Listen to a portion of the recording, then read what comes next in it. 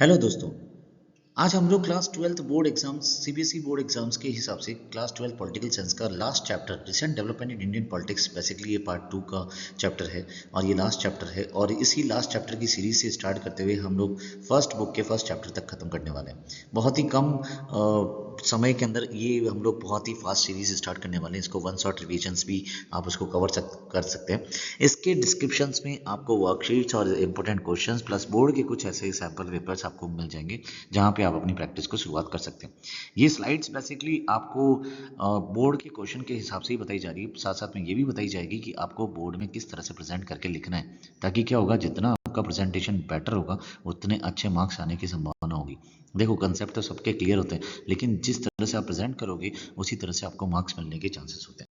So without wasting time start करते हैं। Basically हम लोग इस चैप्टर के अंदर ये 6 टाइप के टॉपिक पढ़ने वाले हैं। एक तो कांग्रेस डिक्लाइन और फ्रैगमेंट पार्टीज, एक मंडल कमीशन के बारे में, दूसरा अयोध्या और बाबरी मस्जिद कॉमनल रियॉट्स के बारे में, साथ साथ में जो एलपीजी मॉडल है 1991 का उसके बारे में, एनडीए और यूपीए के मल्टी पार्टी अलायंसेस के बारे में, और साथ साथ में सेक्युलर फैब्रिक चैलेंजेस यानी हिंदुत्व के बारे में हम लोग पढ़ने वाले हैं। ठीक है, अब इस पूरे एरिया के अंदर जो मोस्ट इंपोर्टेंट क्वेश्चन आने के जो चांसेस हैं वो एक तो मंडल कमीशन से, एक अयोध्या बाबरी मस्जिद का डिस्प्यूट से, एक कांग्रेस का डिक्लाइन से, और लास्ट क्वेश्चन है यूपी और एनडीए ने क्या क्या डेवलपमेंट्स किया उसको लेके। राइट, इसमें सीधी लैंग्वेज में एक भी क्वेश्चन नहीं पूछे जाने वाला। राइट, इसके साथ साथ मैं आपको इसमें ये भी बताऊंगा कि इसमें किस लेवल के क्वेश्चन पूछे जाएंगे। ठीक है, सी पहला टॉपिक है हमारा मंडल कमीशन। अब इस मंडल कमीशन के अंदर जैसे कि आप देख पा रहे हैं कि 27% ओबीसी के लिए रिजर्वेशन रिकमेंडेड कर दिया। अब ये अपर कास्ट के लिए पहले ये था, इतना मतलब एकदम डोमिनेट जॉब्स थी, लेकिन अब ओबीसी आने से गवर्नमेंट जॉब्स में इनको सपोर्ट मिल गई। ठीक है, अब यहाँ पे एक इंदिरा साहनी केस है, ये ध्यान रखना, 1992 का। S C upheld 27% OBC quota के बेस में। अब इसमें इसने ये कहा था क्रिमिनल लेयर को एक्सक्लूड कर दिया था, मतलब इसमें अपने इकोनॉमिक डेवलपमेंट को कुछ नहीं किया था। अब इसके की इवेंट्स क्या क्या थे, अब ये ऑब्जेक्टिव टाइप के क्वेश्चन में आ सकते हैं। 1979 में BB Mandal commission constitute survey of OBC populations and 1980 में रिपोर्ट को सबमिट की गई थी, जिसमें 27% quota of OBC in central government jobs and education. 1919 VP Singh implementation announces national wide protest erupt and R Goswami student self immolation symbolises anti Mandal agitation start कर दिया था are Goswami ने। ये पूरी कहानी आपको लिखनी पड़ेगी अगर 4 मार्क्स का या 6 मार्क्स का क्वेश्चन आ गया तो। मंडल कमीशन का what is Mandal commission, explain it's की इवेंट्स एंड पर्सन्स, या जो भी कुछ होगा वो उसमें आपको लिखना पड़ेगा। लेकिन अगर इसमें क्वेश्चन आ गया कि write down the political impact of Mandal commission, तो हमें ये 4 पॉइंट्स पूरी तरह से लिखने पड़ेंगे।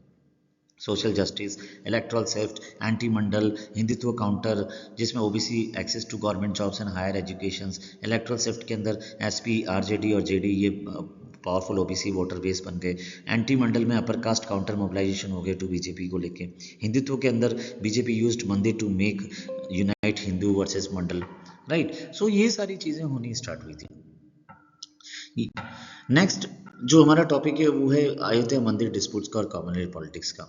अब यहाँ पे क्या था, अयोध्या टाइमलाइंस के अंदर 1949 में आइडल प्लेस था इनसाइड बाबरी मस्जिद को मॉस्क्यू लॉक्ड था। 1990s में लाल कृष्ण आडवाणी के बेस पे एक रथ यात्रा निकाली गई थी जिसमें बीजेपी एमर्स नेशनली, और 1992 के अंदर 6 दिसंबर को बाबरी मस्जिद को डिमोलाइज किया गया था, जिसमें कॉमनल रियॉट्स हुए थे, 3000 प्लस लोग मारे गए थे। उसी के साथ साथ Godhra train burning Gujarat rewards हुआ था जिसमें 2000 प्लस किल्ड्स हुआ था। गुजरात कांड के अंदर, गोधरा कांड के अंदर बाय द वे अगर पूछ ले तो उसमें ट्रेन जा रही थी अयोध्या से गोधरा की तरफ, तो वहां पे उनको जिंदा जला दिया था बोगी के अंदर। 2019 के अंदर SC verdict to the full site awarded हुआ था फॉर राम टेम्पल, और 2024 में राम मंदिर कंसिडर्ड हुआ था, पीएम मोदी इसमें इनोवेशंस किया था। ठीक है, अब इसके पॉलिटिकल कॉन्सिक्वेंस क्या थे, ये point very very most important है, इस बार के आने के चांसेस हैं। एक तो बीजेपी राइज होनी शुरू हो गई थी, उनको हिंदुत्व के मोबिलाइजेशन के वर्क पे इनको बहुत ज़्यादा बीजेपी राइज मिला था।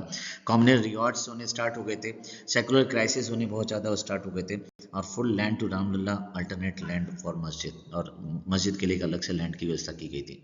ठीक है, communal and secularism constitutional perspective की बात की जाए तो कॉमनलिज्म वर्सेस सेकुलरिज्म से हमें पता है कि कॉमनलिज्म मतलब कोई भी superior priority, political identity, religions, my community and versus others, rewards होने शुरू हो गए थे। सेकुलरिज्म में मतलब क्या है, एक फ्रीडम ऑफ रिलीजन होता है जो आर्टिकल 25 और 28 के तहत, डिस्क्रिमिनेशन नहीं होना चाहिए आर्टिकल 15 में, माइनॉरिटी राइट्स आर्टिकल 29 एंड 30 में, प्रियम्बल सेक्युलर रिपब्लिक होना चाहिए, जो प्रियम्बल में मेंशन है। अब उसकी कॉन्स्टिट्यूशनल सेफ गार्ड्स जो यहाँ पे आर्टिकल्स दिए हुए हैं, जैसे article 14 equality before law, article 15 no discrimination on religious race caste and race के हिसाब से। अब यहाँ पे की फॉर्म्स क्या है कम्युनलिज्म्स के, एक तो हिंदू कम्युनलिज्म्स बहुत ज़्यादा था, मुस्लिम्स कम्युनलिज्म्स अलग से हो गया। अब पार्टीशंस 1946 में बहुत ज़्यादा कॉमन रिवर्ड्स होता है, जो आपने chapter first challenges of nation building में पढ़ा था, राइट। नाउ इकोनॉमिक लिबराइजेशन की बात करें, मतलब इकोनॉमिक मॉडल जो हमने पढ़ा था वो था एलपीजी। एलपीजी मतलब होता है लिबराइजेशन, प्राइवेटाइजेशन और ग्लोबलाइजेशन। एलपीजी मतलब होता है रिमूविंग कंट्रोल, यानी ट्रेड बैरियर को रिमूव करना था। प्राइवेटाइजेशन को बहुत ज़्यादा इन्वॉल्व करना था एमएनसीज कंपनीज को लेके, जो हमने क्लास 10th में पढ़ा था ग्लोबलाइजेशन के चैप्टर के अंदर, ठीक है।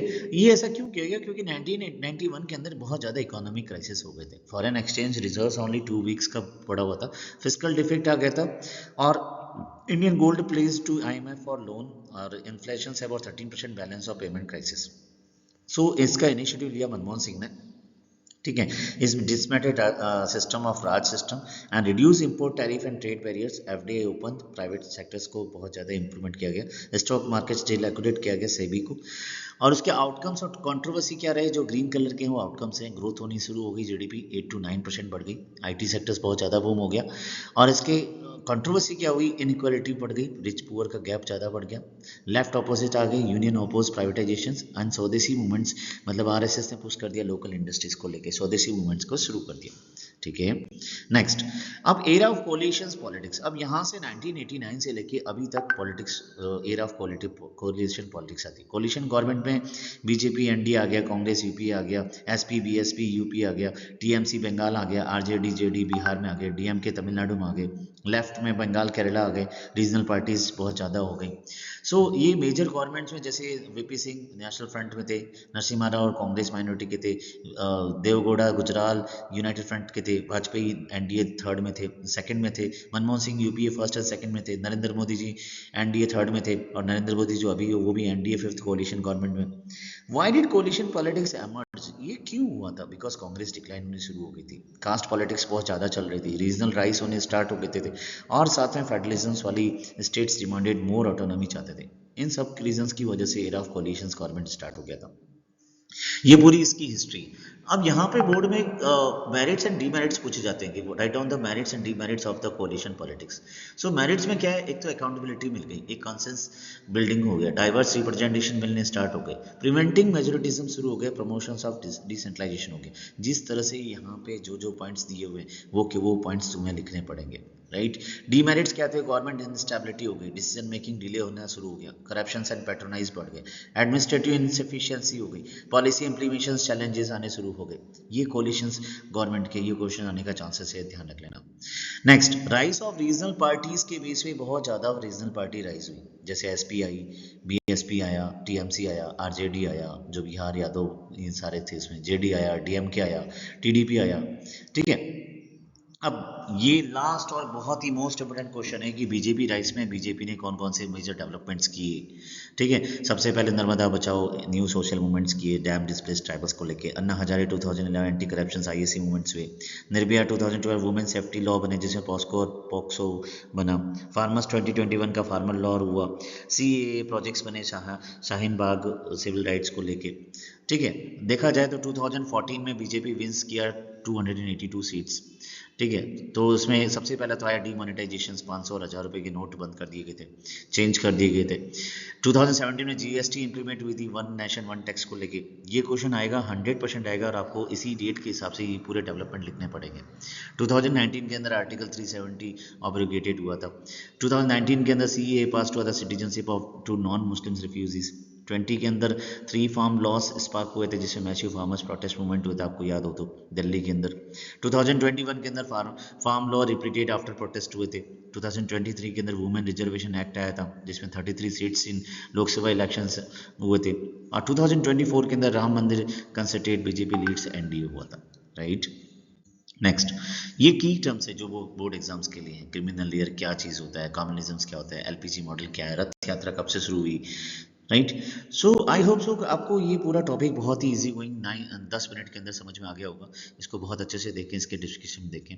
थैंक यू सो मच, फिर मिलते हैं नेक्स्ट चैप्टर की तरफ। वीडियो को अच्छा लगे तो लाइक शेयर सब्सक्राइब जरूर करें।